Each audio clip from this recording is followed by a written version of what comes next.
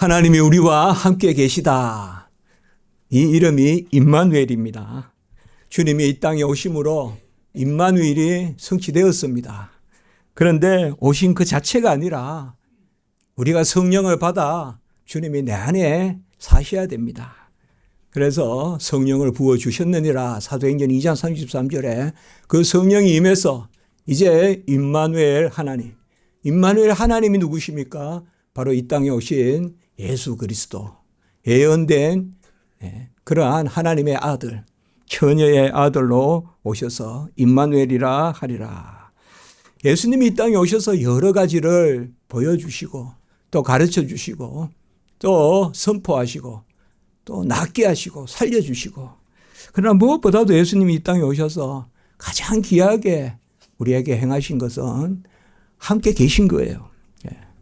더불어 먹고 마시고 주무시기도 하고 인자는 머리 둘 곳이 없다. 이곳저곳 왔다 갔다 하시면서 함께 동행해 주시고 함께 유하시고 위로해 주시고 하신 것입니다. 우리는 예수 그리스도께서 오늘 말씀에서 특별히 누가복음을 살펴보면 성에 들어가시어서 성을 향하여 우시고 그리고 성전에 들어가셔서, 성과 성전은 구별돼야 되겠죠.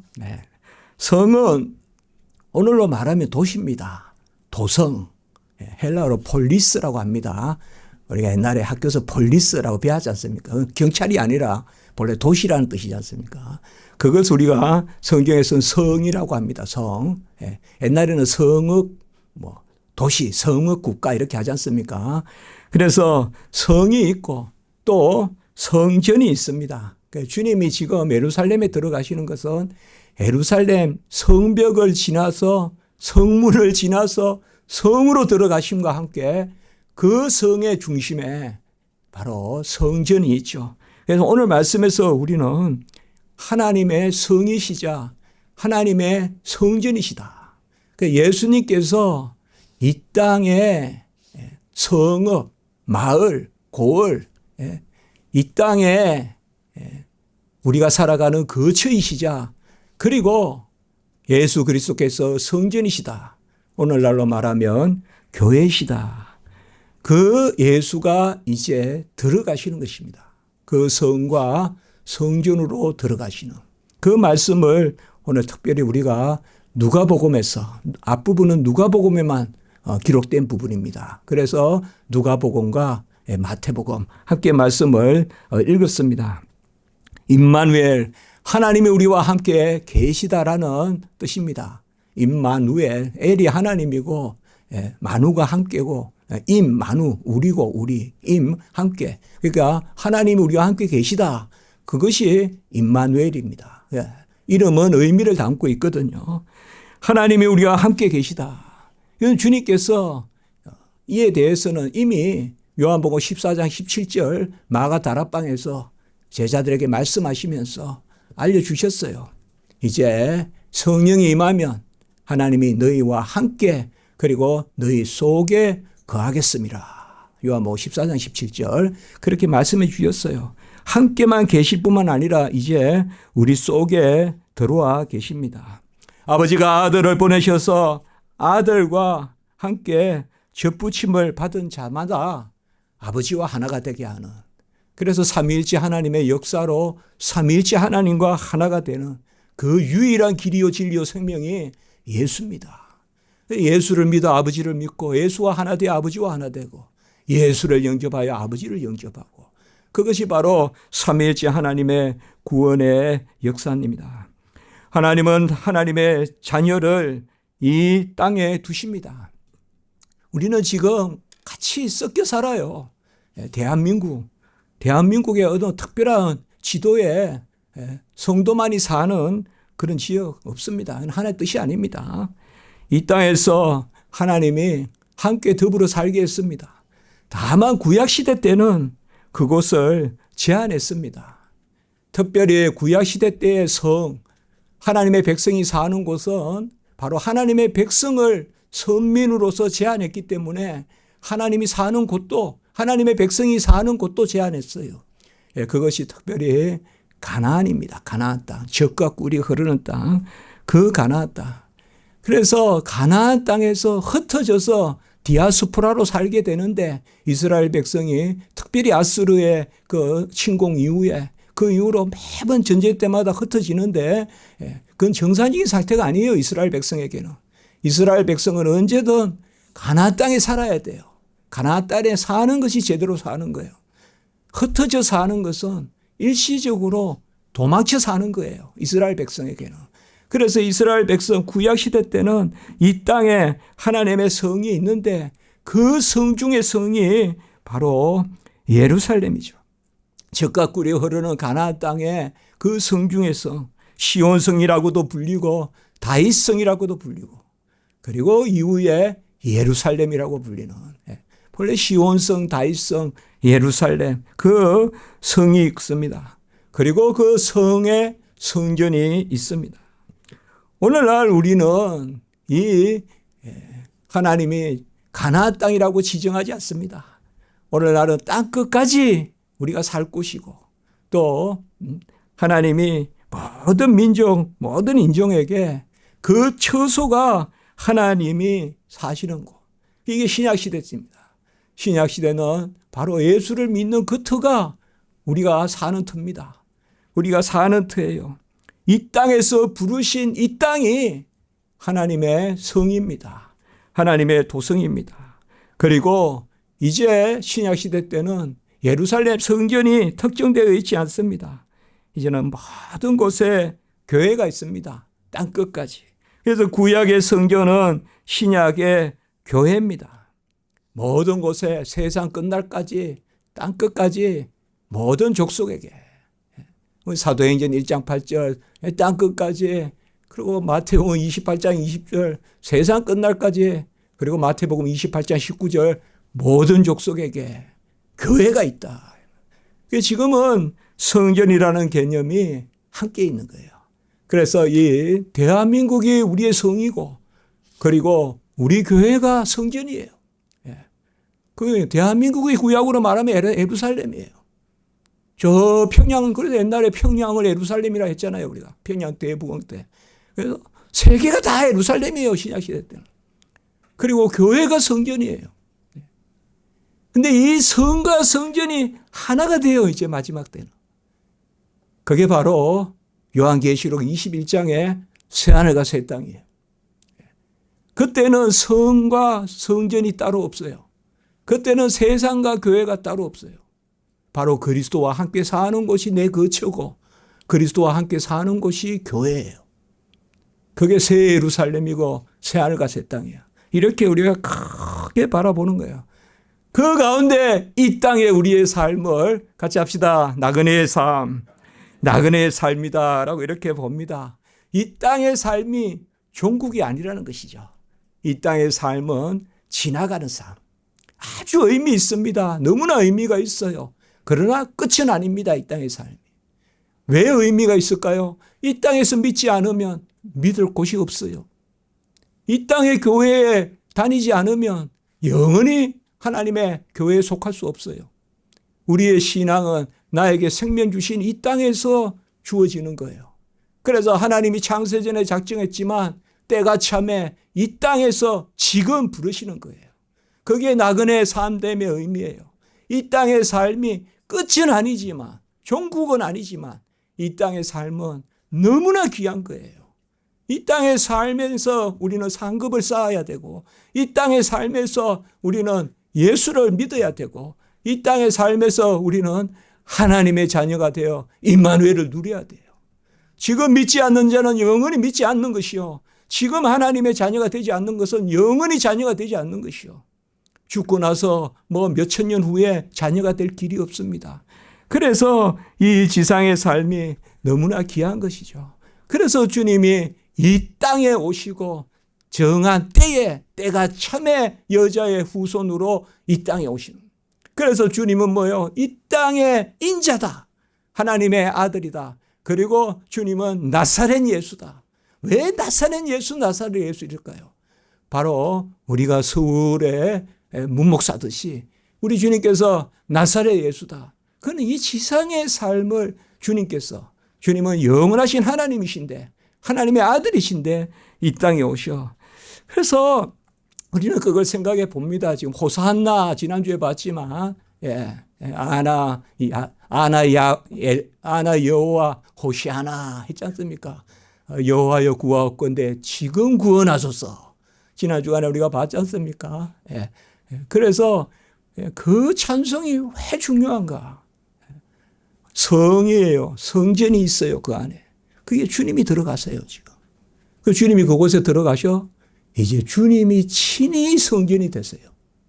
주님이 친히 성전이 되셔서 그 육신에 속한 물질에 속한 가시적인 그 성전을 깨뜨리시고 친히 몸을 성전으로. 그래서 주님께서 말씀하셨듯이 46년간 지은 헤롯 성전을 너희들이 무너뜨리면 내가 사흘 만에 지으리라. 그래서 주님이 부활을 미리 알려주신 것이죠. 오늘 누가복음의 말씀에서 특별히 우리가 이 부분을 주목하는 것입니다. 주님이 예루살렘 성에 가까이 오시고 성을 보시고 우셨어요. 이 주님의 눈물의 의미는 두 가지가 있습니다. 첫째는 심판을 바라보시고 예루살렘의 멸망을 바라보시고 흘리는 눈물입니다. 예루살렘의 멸망에 대해서는 우리가 이사야서나 예레미야서 그리고 호세아서 이러한 선지자들의 그러한 예언의 말씀이 이미 있었습니다. 우리 주님께서 우셨다라고 하는 오늘 이 누가복음의 동사, 누가복음 오늘 19장 우리 주님께서 41절이죠. 성에 가까이 오사 성을 보시며 우시며. 이 단어는 우리가 우신다 이러면 주님이 우신다 이러면 금방 떠오르는 게 뭡니까? 나사로가 죽었을 때. 그때 사람들이 막 우니까 주님도 그때 우셨어요. 주님이 나사로가 죽었을 때. 주님 나사로가 죽었을 때 주님이 우셨다. 또 우셨다 그러면 한 가지 더 기억나는 게 있죠. 저 성경에서 우셨다 그러면 크게 네 가지 생각할 수 있을 것 같아요. 우리가. 나사로가 죽었을 때 주님이 우셨고 그리고 오늘 예루살렘 성을 향하여 주님이 오셨고 우셨고 또 주님이 우신 것이 바로 겟세마네에서 주님이 눈물을 흘리셨죠. 주님이 슬퍼하시고 주님이 그때 우셨죠. 그리고 이것을 기억하면서 바울이 기록한 말씀이 있죠. 히브리서 5장. 하나는 그가 아들이시라도 눈물과 통곡으로 기도했다. 크게 네 가지가 금방 떠올라요. 주님이 눈물을 흘리시면서 오늘 거기에 눈물인데 사실 오늘 여기 단어가 가장 강한 단어예요. 우셨다는 단어가 한 두 가지가 있는데요. 주님이 나사로가 죽었을 때 우신 것은 그저 이 육신의 죽음에 대한 그러한 슬픔이에요. 다크루라고 하는데 그 단어인데 그냥 우셨다는 단어예요. 그러나 오늘 여기 우셨다라는 것은 누가복음에 가까이 오사 성을 보시고 우신 것은 단지 슬픔이 아닙니다. 이거는 슬픔과 함께 애통함, 어떻게 보면 그러한 상한 심령 그런 겁니다. 이게 뭔가 하면 단지 죽는 게 아니라 멸망하는 거 말이에요. 멸망하는 거. 여러분 죽음은 멸망이 아닙니다. 그런데 오늘 여기는 죽어서 영원한 형벌에 떨어지는 것은 멸망이에요. 그게 멸망이에요. 죽음은 우리가 영생의 그런 복락으로 가는 과정이죠. 그러나 오늘 여기에 그래서 주님이 애통하고 탄식하는 그 눈물, 바로 오늘 이 주님의 눈물은 첫째로 심판에 대한 그러한 눈물입니다. 눈물의 선지자 이란 누굽니까? 예레미야 아닙니까? 예레미야 선지자. 예레미야 선지자는 예루살렘 성을 벌받을 성이다 이렇게 선포했어요. 그럼 얼마나 욕을 얻어먹겠어요. 다니면서 서울을 벌받을 도시다 하면서 제가 다니면 얼마나 욕을 하겠어요. 큰 목사가 능력 없이 소망을 안 전하고 저렇게 절망을 전하고 다니냐. 그게 예레미야예요. 다른 선지자들은 전부 다 괜찮다 괜찮다 샬롬을 외치는데 바로 예레미야는 벌받을 성이다. 마치 주님이 오늘 눈물을 흘렸듯이 예레미야도 예루살렘이 벌받을 성이다. 샘이 그 물을 솟구쳐낸과 같이 예루살렘이 악을 드러내며 이렇게 이야기했어요. 예레미야 선지자가. 샘에서 물이 쏟듯이 예루살렘에서 악이 쏟아나고 있고 그래서 예루살렘아 훈계를 받으라. 그리하지 아니하면 이 땅이 황폐하게 되어 주민이 없는 땅으로 만들리라. 예레미야 6장 6절에서 8절에 나오는 말씀입니다. 제가 이사야 예레미야 쭉 또 다시 한번 봤습니다. 이번에 설교 준비하면서. 예레미야 6장 6절에서 8절에 나오는 거예요. 그러니까 예루살렘은 벌받을 성이고 악이 그냥 마치 샘 쏟듯이 용솟아 오르고 그런데 영 기회가 없는 것은 아닌데 훈계를 들으라. 훈계를 듣지 않으면 주민이 없는 땅이 될 것이다. 이렇게 이야기했습니다. 오늘 말씀도 바로 주님의 눈물도 여기에 있는 것입니다. 그래서 예레미야는 돌이키지 않는 이스라엘 백성을 예루살렘 백성을 바라보고 내 눈이 어찌하면 눈물 근원이 될고 그리고 예루살렘을 위하여 내 백성을 위하여 울리라 라고 이렇게 선지자가 외쳤습니다. 그리고 예루살렘이 큰 파멸을 당할 것이고 중한 상처를 입을 것이다. 예레미야 9장, 예레미야 14장 말씀에 보면 계속 이렇게 나옵니다. 선지자를 세워서 울게라도 하는 것입니다. 전부 웃고 있을 때 괜찮다 괜찮다 눕자 졸자 할 때 선지자는 울고 있는 거예요. 선지자가 울고 있는 그 예레미야예요. 그 예레미야는 바로 밤새 기도해서 억압을 당하고 밤새 기도해서 억울한 일을 당하는 눈물의 사도예요. 눈물로 증인이 되는 그 멸망을 선포하는 거예요. 멸망을 선포하는 거예요. 이스라엘은 벌받을 성이다. 예레미야는 한 말씀을 기록하잖아요. 그게 예레미야 예가입니다. 예레미야 예가 2장 11절의 말씀에 보니까 내 눈이 눈물에 상하며 내 창자가 끊어지며 내 간이 땅에 쏟아졌으니 이는 딸 내 백성 패망하여 어린 자녀와 젖먹는 아이들이 성읍 길거리에 기절함이로다. 예레미야가 땅이라고 딸이라고 이야기할 때 그건 많은 경우에 예루살렘을 뜻해요. 여러분들. 유다를 뜻하기도 하고 이스라엘을 뜻하기도 하고 하나님의 딸 예루살렘 이렇게 칭할 때가 있어요. 그래서 예레미야 예가에 보면 눈물이 상하고 창자가 끊어지고 간이 땅에 쏟아지고 내 딸 백성 곧 예루살렘 백성이 패망하며 어린 자녀와 젖먹는 아이들이 성읍 길거리에 기절함이라. 제가 이 말씀을 보니까 예레미야 2장 11절 이 말씀이 지금 주님의 마음 아닌가. 여기 성으로 들어가시고 눈물을 흘리신 아까 그 단어 주님이 우셨다고 하는 클라요 이렇게 그 단어거든요. 단지 눈물을 흘린 게 아니라 정말 간이 나올 만큼 정말 속이 창자가 끊어져. 우리도 애간장이 탄다 그러고 아주 단장이라고 하잖아요. 그냥 장이 끊어진다 이런 말도 쓰잖아요. 우리가. 그게 예레미야 예가에 나옵니다. 예루살렘이 어찌 될 것인가. 오늘 누가복음에 보십시오. 주님이 말씀하셨습니다. 바로 적들이 사방에 토둔을 쌓고 토둔이라는 말은 옛날에 그 전쟁할 때 저쪽에 성이 있으면 이쪽에 흙을 막 쌓잖아요. 우리나라 그 안시성 전쟁도 옛날에 보면 그렇지 않습니까?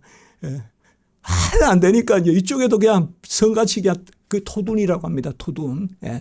그래서 적들이 와가지고 토둔을 쌓고 포위하고 자식들을 땅에 메어치고 돌 위에 돌 하나도 남기지 않고 해파한다. 이게 바로 주님이 지금 예루살렘 성을 바라보는 모습이에요. 그러니까 그냥 자식들을 그냥 타작하듯이 돌에 쳐서 죽이고 적들이 와가지고 그리고 성벽은 다 무너지고 성전도 다 무너져서 돌 위에 돌 하나도 남지 않는다. 이렇게 이제 말씀하고 있습니다. 오늘 이 말씀에는 여러분 우리가 금방 에스겔 말씀이 떠오릅니다. 에스겔 4장의 말씀에 가보면 에스겔 선지자에게 하나님이 말씀하세요. 토판을 가져다가 예루살렘을 그려라. 에스겔 선지자에게 그 사방에 사다리로 흑언덕을 쌓고 공성태를 세우고 철판으로 철벽을 삼아 에워싸라. 이건 에스겔도 하나님의 예레미야와 다름없이 앞으로 될 일을 에스겔을 직접 통해서 보여주셨어요. 그래서 에스겔아 토판을 하나 가져와라. 그리고 거기에 예루살렘 성전을 그리거라. 그리고 사방에 흑언덕을 사다리로 흑언덕을 쌓고 이게 오늘 말씀은 토둔이에요. 이 흑언덕이라고 해도 돼요. 그러니까 흑언덕을 사방에 쌓고 공성태를 세우고 이 말은 이제 적들이 공성태는 옛날에 이렇게 툭툭 이렇게 던져가지고 하는 거, 그 다음에 쭉 밀고 가가지고 성을 무너뜨리는 거 있지 않습니까? 공성태. 공성추라고도 합니다. 공성추, 공성태. 그것을 세우고 철벽으로. 이 철이라는 것은 특별히 우리가 다니엘 예언에도 나오지만은 아주 강력한 이방, 적들을 이야기할 때 성경은 철이라고 해요. 그래서 철벽을 삼아 에워싸라. 에스겔 선지자에게 이런 것을 보이라는 거예요. 선지자들이. 하도 못 알아들으니까. 아무리 말해도 못 알아들으니까. 괜찮다 하고 있으니까. 그러니까 에스겔에게 그렇게 토판을 가져다가 만들어 봐라. 실제로 예루살렘은 아주 잔혹하게 멸망됩니다. 역사적으로 디도라는 그 장군이 그 시리아 안디옥 그 디도라는 장군이 와가지고 예루살렘이 처참하게 멸망이 돼요. 주후 70년경에. 주님은 그것을 미리 바라보시는 것이죠. 주님의 눈물은 애통하심의 눈물입니다. 임박한 그러한 심판을 바라보시는 것입니다. 겟세마네에서 슬퍼하시며 눈물을 흘리고 그 눈물이 핏물이 되듯이 주님의 눈물은 그런 눈물입니다. 그러나 주님의 눈물은 단지 슬퍼하는 그 눈물일까요? 주님의 예루살렘 성을 향하여 우시는 것이 그저 몰락하도다. 그저 그 비참한 비극을 바라보고 흘린 눈물일까요? 우리는 한 말씀을 기억합니다. 예수님이 나셨을 때 헤롯이 예수님의 나이 때 되는 그 영아들을 다 죽이잖아요. 그때 예레미야 31장 말씀이 예언되죠. 성경에 기록되죠. 예레미야 31장 말씀, 라헬이 슬퍼하며, 라헬이 누굽니까? 바로 다윗의 아내 레아, 라헬 아닙니까? 라헬이 슬퍼하며 애곡하는 소리가 들리고, 그런데 그게 끝나는 게 아니에요. 이게 이제 라헬이 슬퍼하며 애곡하는 소리란 말이 뭔가 하면 이스라엘 백성이 후손이 죽는 소리예요. 그 영아들을 죽였지 않습니까? 헤롯이. 다 죽였지 않습니까? 그런데 거기서 끝나지 않아요. 울음소리와 눈물소리를 멈추라. 너의 자녀가 자기들의 지경으로 돌아오리라. 그래서 우리가 애굽으로 도망가셨다가 주님께서 나사렛으로 들어오시잖아요. 이게 이미 예레미야서에 예언되어 있단 말이에요. 그래서 라헬의 그러한 자식들이 애곡하는 그게 곧 뭐예요? 바로 예수님과 같이 같은 시대에 태어났다고 생각되는 아이들 다 죽여라. 그런데 그게 끝이 아니다. 다시 돌아오리라. 주님의 눈물 흘리심은 바로 단지 심판이 있는 것이 아니라 그 다음에 있어요. 오늘 이 말씀이 귀한 거예요. 누가복음 19장 42절에 너도 오늘 평화에 관한 일을 알았다면 좋을 뻔하였거니와 지금 내 눈에 숨겨졌도다. 이 말씀입니다. 주님이 우신 것은 단지 멸망한다는 그것, 그 정도 울음이라면 그냥 나사로가 죽었을 때의 울음입니다. 슬픔의 눈물. 그리고 살리시면 되고. 그런데 오늘 여기 주님의 눈물은 뭔가 하면 그 이상의 눈물이에요. 그건 뭔가 하면 그 백성이 알지 못하는 거예요. 너도 오늘 평화에 관한 일을 알았더라면 좋았을 일이에요. 그러니까 이 성경 구절을 우리가 어떻게 바라볼 겁니까? 바로 이스라엘 백성이 예루살렘 성이요 눈물을 흘리시면서 평화에 대해서 알았으면 좋았을 것인가, 좋았을 텐데 그러나 지금 내 눈에 숨겨졌도다. 그러니까 예루살렘 성에 들어가면서 예루살렘 보는 거예요. 지금 평화의 왕이, 평강의 왕이 들어가시는데 너희들의 눈은 숨겨졌도다. 너희들은 알지 못하는도다. 그 주님의 눈물은 여기에 있어요. 원래 여기에 평화에 관한 일이 뭘까요? 누가 평화입니까? 구약으로 말하면 샬롬이라고 그래요. 신약으로 말하면 에이레네라 그래요. 평화를. 샬롬이 신약에는 에이레네예요. 똑같은 단어예요. 샬롬을 몰랐다. 이 말은 결국은 이사야 9장 6절에 뭐예요? 평강의 왕. 기묘여 모사여 전능하신 하나님의 영존하신 아버지여 평강의 왕이라. 그리고 9장 7절에 만군의 여호와의 열심히 이를 이루리라. 그 샬롬, 평강을 이 도시가 모른다 이거예요. 이 평강은 진정한 평강이에요. 바로 예수 그리스도께서 화목제물로 오셔서 하나님과 사람을 다시 화목하게 하는 아들의 마음을 아버지께로 돌이키고 그리고 막힌 담을 흐시고 그리고 이전 것은 지나갔으니 새 것이 되었다. 그 일을 이루려고 주님이 들어가시는데 바로 평화는 누구예요? 누가 평화예요?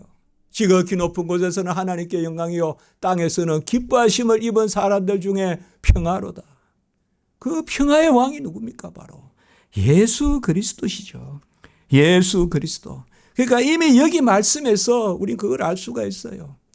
지금 예수님은 예루살렘으로 들어가지만 예수님을 지금 호세안나라고 그들이 지금 구원하소서라고 찬송하지만 오늘 나오지만 어린아이도 찬송하지만 그러나 주님은 곧 임박한 그들의 반역과 그들이 예수를 죽이기까지 할 것을 미리 바라보시는 것이죠. 바라보시는 것이에요. 거기에 주님의 눈물이 있는 거예요. 주님의 진정한 눈물은 우리의 죄라기보다 구원의 은혜를 모르는 그 백성을 보고 우는 거예요. 용서하소서 저들이 알지 못하고 저러하이다. 저들이 알지 못하고 저러하나이다. 십자가에서 말씀하셨죠. 알지 못한다. 알지 못한다. 여기 말씀에 알지 못한다. 바로 누가복음 44절을 금방 읽었는데 내가 보살핌 받는 날을 알지 못한다. 44절에 말씀하고 있죠. 바로 보살핌 받는 날을 알지 못한다. 그 주님의 눈물은 이 세상에 참 이제 임박한 진노가 있고 그것은 주님이 바라보시는 모든 인류의 모습인데 이제 주님이 이 땅에 오셨는데 주님을 영접하지 않고 주님을 배척하는 그래서 보살핌을 받는 날을 알지 못함을 인하니라 라고 이렇게 말했습니다. 이것은 책망이라기보다 스데반도 그랬잖아요. 저들이 알지 못하고 저런다. 돌을 맞으면서도. 우리 주님도 십자가에서 그러셨잖아요. 저들이 알지 못합니다. 알지 못합니다. 여기에 우리가 진정한 눈물이 있어요. 이것은 책망의 눈물이라기보다 단지 심판을 고지하는 그러한 눈물이라기보다 단지 애언의 눈물이라기보다 어떻게 보면 긍휼의 눈물이죠. 아멘. 긍휼의 눈물이죠. 긍휼의 눈물이죠. 그 긍휼의 눈물이 겟세마네에서 피와 같이 흘렀다 이 말이에요. 눈물이 핏물과 같이. 아멘. 눈물이 핏물과 같이 흘렀다 이 말이에요. 긍휼의 눈물이에요. 긍휼의 눈물. 우리가 화목해하는 직분을 받았어요. 우리에게 화목해하는 직분을 주셨어요. 우리에게 이 긍휼의 눈물을 주셨어요. 우리도 세상을 향하여 울어야 돼요. 세상을 정죄하는 그 울음을 넘어서서 저들이 알지 못하고 저러나이다 하면서 그들을 알게 하려고 복음을 전하고 그들을 깨닫게 하려고 아주 주님은 마가다락방에서 진리를 가르칠 때 발을 씻겨주시고, 발을 씻겨주시려면 무릎은 안 꿇었겠습니까, 여러분들? 서서 어떻게 씻깁니까? 아래로 내려가서 발을 씻겼겠죠. 그리고 닦아주시고, 그리고 제1차 성찬 거행하시고, 그리고 앞으로 있을 보혜사 성령이 임하시는 그 예언의 말씀을 요한복음 14장에서 16장까지 하시고, 말씀만 하신 게 아니고 17장에 그 말씀대로 되게 해달라고 기도했어요. 이게 주님의 눈물이에요. 얼마나 간절하게. 우리가 가르칠 때 가장 간절해요. 저도 소원이 있다면 그거밖에 없어요. 한국교회가 말씀대로 바로 서는 거. 말씀 위에 닦아야 전하는 거. 내일 새벽에 가서 수요일까지 25시간 가르치고 옵니다. 목포에서요. 목사님들하고 쉬는 시간 없습니다. 쉬는 시간인데 밥도 안 먹어요. 밥은 먹습니다. 그런데 기독교 강요 4권을 다 가르친 그 목포에 갔어요. 저는 그냥 그렇게 말씀했어요. 저는 헌신합니다. 헌신합니다. 그냥 여유가 있으면 기독교 강요 서로 사주게 하십시오. 기독교 강요 선물하십시오. 그래서 모아서 구미에서는 195명이 모였어요. 전부 목회 후보생들, 또 성도님들, 또 목사님들. 그래서 저는 다른 거 없어요. 그래서 주님의 눈물도 우리가 그러한 눈물, 내가 보살핌 받는 날을 알지 못함이라. 저도 우리 가족 중에 있어요. 보살핌 받는 날을 알지 못하는 사람이 있다고요. 이게 얼마나 애통합니까? 이게 얼마나 애통합니까? 이사야 선지자의 말씀에 보면 1장 6절에 발바닥에서 머리까지 성한 곳이 없어 상한 것, 터진 것, 새로 맞은 흔적밖에 없다. 그러나 제가 이 말씀을 보고 참 감동이 됐어요. 그것을 짜며 싸매며 기름으로 부드럽게 함을 받지 못하였다. 자, 보세요. 이사야 선지자의 1장 6절입니다. 발바닥에서 머리까지 성한 곳이 없고 상한 것, 터진 것, 새로 맞은 흔적밖에 없고 그것을 짜며 싸매며 기름으로 부드럽게 함을. 수술하는 모습 아니에요, 여러분들? 고름을 짜며 상처를 싸매며 기름을 발라가지고 응고시키며 지혈시키며 그것을 받지 못하였다. 하나님의 말씀이 오묘하죠. 이사야 1장 6절에. 중요한 것은 우리는 다 얻어쳐졌어요. 머리에서 발끝까지 그냥 창상을 입었어요. 성한 곳이 하나도 없어요. 지금 홍수가 졌는데 참 다 잘 회복돼야 되는데 칼빈은 우리 죄가 홍수 같다 그랬어요. 그러나 중요한 것은 우리 죄가 아니에요. 그 죄에 대해서는 어찌할 수 없어요, 우리가. 그러나 애통한 것은 그것을 짜며 싸매며 기름으로 부드럽게 함을 받지 못했다. 그 예수가 오셨는데 말이에요. 그 예수를 영접하지 못하고. 그리고 이사야 1장 25절 26절에 보면 내가 또 내 손을 내게 돌려 내 찌꺼기를 잿물로 씻듯이 녹여 정결하게 하고 잿물, 양잿물, 잿물 있지 않습니까? 잿물로 녹여서 찌꺼기를 정결하게 하고 혼잣물을 다 제하여 버리고 그리한 후 너를 예루살렘을 의의 성읍이라 신실한 고을이라 하리라. 아까 예레미야는 뭐라고 예언했습니까? 벌받을 성이다. 벌받을 성 예루살렘이요. 그런데 이사야는 여다가 그게 끝나지 않고 잿물을 풀어서 혼잣물을 제거해내고 그리고 아까 말씀은 뭐예요? 짜며 싸매며 기름으로 부드럽게 발라서 예루살렘 그 성을 의의 성읍이라 신실한 고을이라 하리라. 회복시키겠다는 것이죠. 지금 예수님은 이 일을 위하여 들어오는 것이죠. 들어오시는 것이죠. 이사야 2장 5절의 말씀에 보면 여호와의 빛이 임하였다. 이사야 2장 5절. 그러니까 예언서, 선지서는 멸망을 선포하는 데 주제가 있는 게 아니라 멸망 이후에 회복의 주제가 있다 이 말이에요. 상처 입었다는 거 고지해서 사람 괴롭히려는 게 아니라 절망시키려고 하는 것이 아니라 그것을 짜며 싸매주며 그것을 기름을 발라서 낫게 해주는, 아물게 해주는 그 일로 주님이 오시는 그 분이 여호와의 빛으로 오신다 이 말이에요. 오르 야훼 여호와의 빛이다 이 말이에요. 여호와의 빛이 임하신다. 이사야 2장 5절에 말씀했어요. 그리고 이사야 2장 2절에 보면 여호와의 전의 산에, 여호와의 전, 이게 여호와의 집입니다. 여호와의 집의 산이 모든 산 꼭대기에 굳게 설 것이요 오라 우리가 여호와의 산에 오르며 야곱의 하나님의 전에 이르자. 이거 우리 찬송도 하지 않습니까? 예? 여호와의 산에 오르며 야곱의 하나님의 전에 이르자. 아까 말씀했죠. 여호와의 산은 여호와의 도성, 그리고 야곱의 전은 성전. 그래서 오라 우리가 예루살렘 성과 성전에 이르자. 오늘날로 말하면 뭐예요? 바로 오라 우리가 교회에 모이자. 성전이 교회예요, 신약으로 말하면. 그리고 그 교회는 세계 모든 곳에 있어야 돼요. 땅 끝까지. 그래서 가나안 땅이에요. 신약 시대는요, 세계 모든 곳이 다 가나안 땅이에요. 젖과 꿀이 흐르는 땅이에요. 믿기만 하면. 아멘. 믿기만 하면 다 젖과 꿀이 흐르는 땅이에요.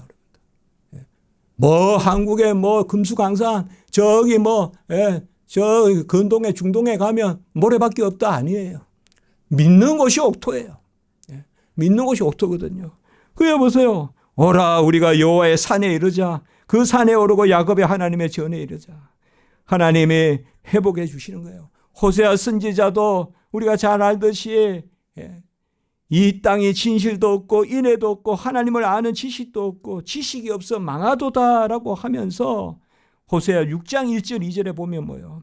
오라 우리가 여호와께로 돌아가자. 여호와께서 우리를 찢으셨으나 도로 낫게 하실 것이요 우리를 차셨으나 싸매어 주실 것이요. 여호와께서 이틀 후에 우리를 살리시며 셋째 날에 우리를 일으키시려니 우리가 그의 앞에서 살리라. 제가 이 설교 준비하면서 호세아, 예레미야, 에스겔, 이사야 이런 부분들 슬쩍슬쩍 제가 성경을 그동안 읽었던 성경도 쭉 봤습니다. 그러면 또 제가 감동이 되는 거예요. 여기 호세아 6장 1절에 이틀 후에 살리고 사흘 후에 일으키신다. 이 결국은 뭐예요? 부활의 권능 아닙니까? 싸매어 주실 것이요. 그 주님은 지금 이 오늘 말씀에서 성전에 들어가시면서 이 눈물을 흘리시는 것입니다. 주님이 우리에게 애통하십니다. 주님은 우리를 사랑하십니다. 주님은 우리를 구원코자 이 땅에 오신 줄 믿습니다.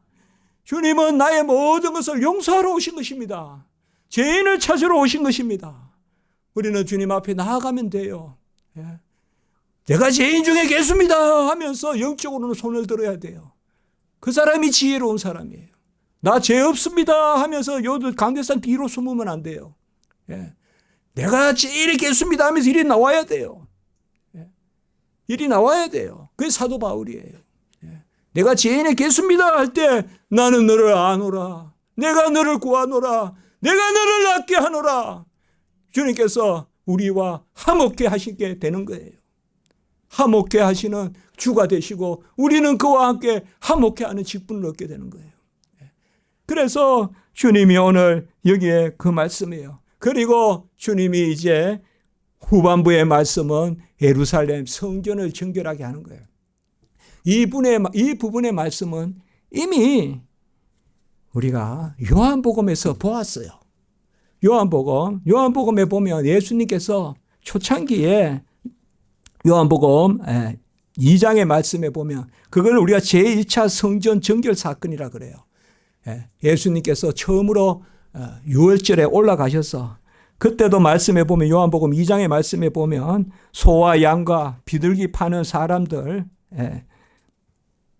그들을 쫓아내고 또 돈을 바꾸는 환전하는 것을 책망하고 그때 우리가 그 말씀도 있었죠. 노끈으로 채찍을 만들어 가지고 소와 양을 몰아내시고 또 비둘기를 가져가게 하시고 상을 엎으시고 그리고 뭐요? 내 아버지의 집으로 장사하는 집을 만들지 말라. 그리고 또 한 구절 더 시편을 인용한 구절이 있었어요. 요한복음 2장. 이 말씀 우리 오래전에 보았습니다. 그때도 제가 설교하면서 그랬어요. 다음에 이제 마지막에 예수님이 성전 들어가실 때 그때 예루살렘 고난 다가시러 가실 때 그때 또 성전 청결이 있다. 그러나 대동소이합니다. 내용은. 그때 보면 요한복음에 보면 주의 전을 사모하는 열심히 나를 삼키리라 이렇게 말했습니다. 오늘 이 후반부의 말씀은 조금 빨리 제가 보겠습니다. 이미 우리가 옛날에 보았기 때문에 내용은 대동소이합니다. 주님께서 성전에 들어가셔서 환전하는 것, 한마디로 돈 바꾸는 것, 그것을 금하시고 그리고 매매하는 것, 소와 또 양 그리고 비둘기 이런 것을 금하시고 또 내 집을 장사하는 집으로 만들지 말라 이렇게 말씀하신 것. 이것은 주로 어디에서 일어나는가 하면 이방인의 뜰이라는 데서 일어납니다. 여러분들. 성전에는 여러 단계가 있어요. 이방인의 뜰. 이방인의 뜰이라는 곳에서 이방인의 뜰도 이스라엘 사람들은 성전이라고 부릅니다. 넓게는. 그곳에서 이제 매매가 일어나고 하는데 주님께서 그곳에 가서 내쫓았다. 이렇게 말씀이에요. 그곳이 아주 넓습니다. 이방인의 뜰은. 약 400m, 300m, 한 450, 300 이렇게 되면 아주 넓은데 거기서 이제 이렇게 하는데 주님이 그곳에서 특별히 성전세를 내기 위하여 은전으로 바꾸거든요.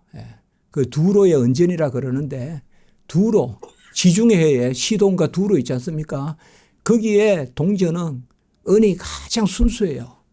은이 90%라 그래요. 그래서 그 은을 환전해서 그때 또 차익을 취하고 이제 그런 겁니다. 그리고 비둘기가 오늘 특별히 나오는 것은 비둘기는 이건 서민이 특별히 우리가 알다시피 정결례 할 때 특별히 여자의 어떤 정결례라든지 또 나병 환자 정결례 이런 거 할 때 비둘기를 파는데 사실 비둘기는 지난주에 우리가 보았던 감난산에서 팔게 되어 있습니다. 그런데 이게 어느 순간 성전에 들어와서 매매가 일어나는 것입니다. 지금 이런 상황입니다.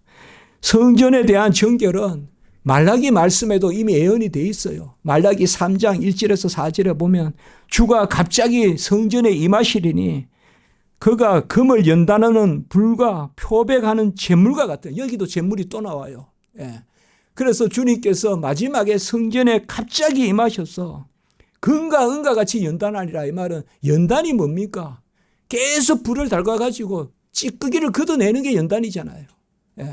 그것을 이미 예언하고 있어요. 말라기 3장 말씀에.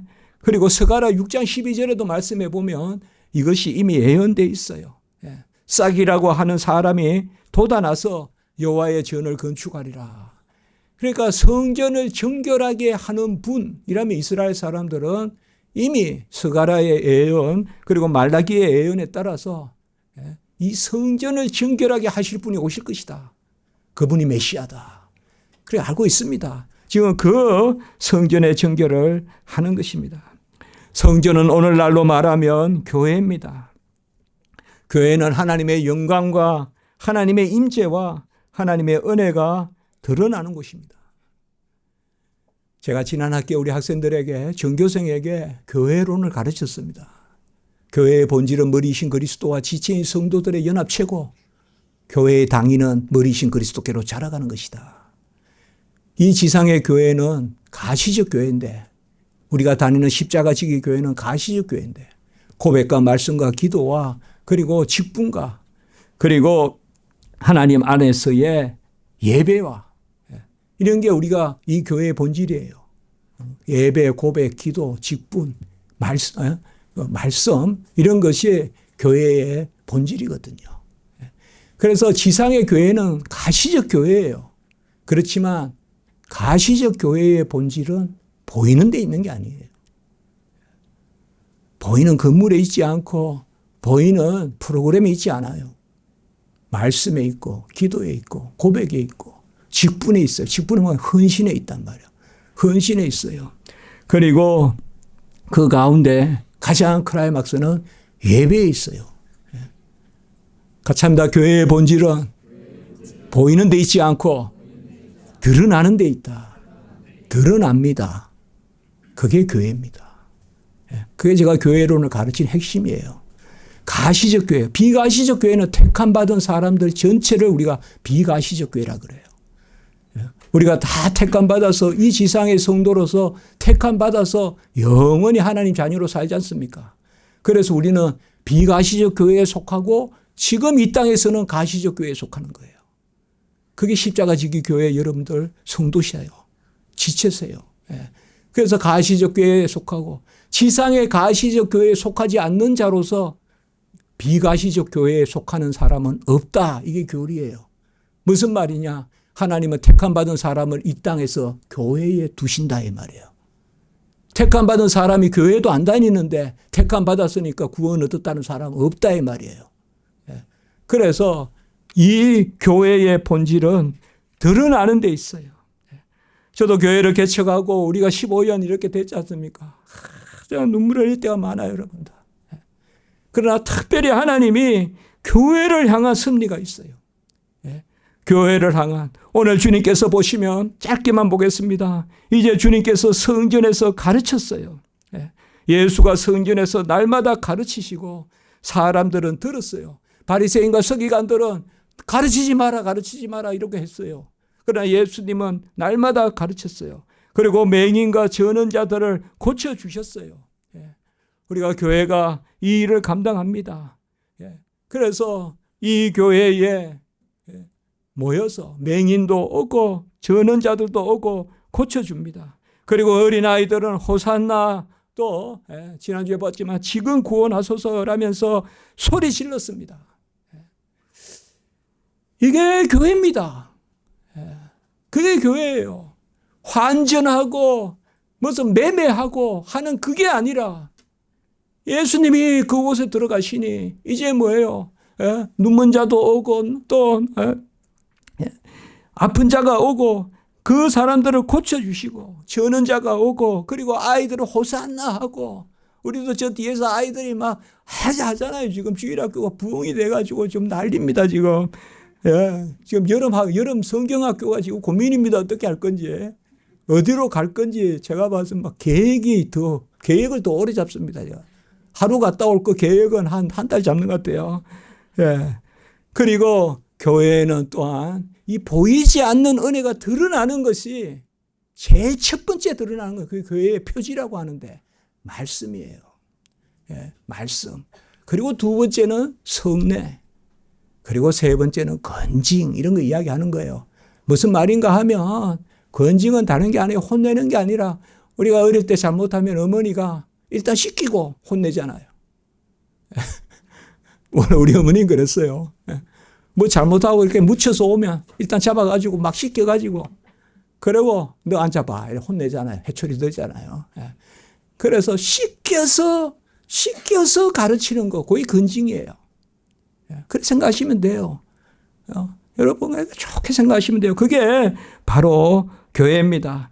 이것이 전부 모여서 오늘 나오는 말씀 같이 합니다. 기도하는지. 이사야 56장 7절에 기도하는 집은 단지 교회는 기도만 하는 곳이 아니에요. 기도는 말씀 붙들고 기도하는 거고 기도는 바로 헌신하면서 기도하는 거고 서원하면서 기도하는 거고 기도는 바로 본질적으로 공기도가 본질이에요. 주를 위해 뭘 할까? 주를 위해 어떻게 살까? 그 기도. 그래서 내 집은 기도하는 집이요 만민의 기도하는 집인데 그것을 강도의 소굴로 만들었도다 이렇게 이야기했습니다. 이것도 에레미야 7장 11절에 다 예언된 말씀이에요. 왜 주님이 특별히 이럴 때 예언된 말씀을 하실까요? 구약 백성들이잖아요. 지금 이스라엘 사람들이잖아요. 이스라엘 사람들에게 예수님은 항상 구약을 인용한단 말이에요. 오순절 성령 사건이 일어났을 때도 시편 인용하시고 요엘서 인용하시고 그래서 오늘 여기 말씀에도 이사야 인용하시면서 바로 교회는 만민의 기도하는 집이다. 결국은 이 시대의 교회는 예수가 교회십니다. 예수가 교회인데 이 지상의 교회는 그 예수의 몸이 여기도 저기도 모든 곳에 있는 것입니다.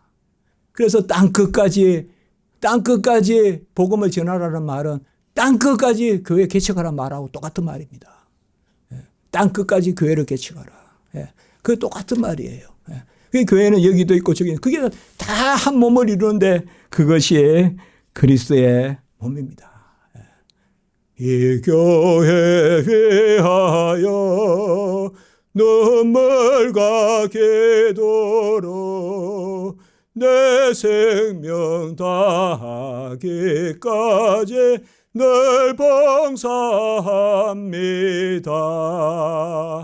기도드리겠습니다. 거룩하고 자비로우신 하나님 아버지, 우리가 이 땅의 터에 살고 그리고 교회의 아버지여 지체로 이 땅에서 삽니다. 끝내는 마지막에는 영원히 새하늘과 새 땅에는 모든 것이 교회요, 그것이 터요, 그 교회가 예수님이시요, 예수 안에 우리가 마주보며 영원히 살 소망을 이 땅에서 교회에서 또 이 세상의 삶 가운데 누리게 하시니 감사합니다. 우리 주님께서 눈물 흘리시는 그 애통함을 기억하게 하시고 우리를 건지시고자 살리시고자 싸매시고자 기름을 바르시고자 우리를 온전케 하시고자 짜주시고자 꿰매주시고자 주님께서 우리를 붙드심을 기억하게 하시고 내 상처, 내 터진 거, 내 상한 거 다 주님께 맡겨드리고 우리는 주만 찬양하며 찬미하며 나아가는 우리 은혜가 우리 가운데 있게 해 주시옵소서. 우리 십자가지기 성도님들 다 불쌍히 여겨주시고 끝머리까지 간섭해 주시고 위로해 주시고 보듬해 주시고 이끌어 주시고 힘을 주시고 빛이신 여호와 어로 야훼, 빛이신 여호와의 그 빛이 예수님의 참빛이 환하게 비추는 은혜의 역사가 있게 해 주시옵소서. 예수님의 이름으로 감사하며 기도드리옵나이다. 아멘.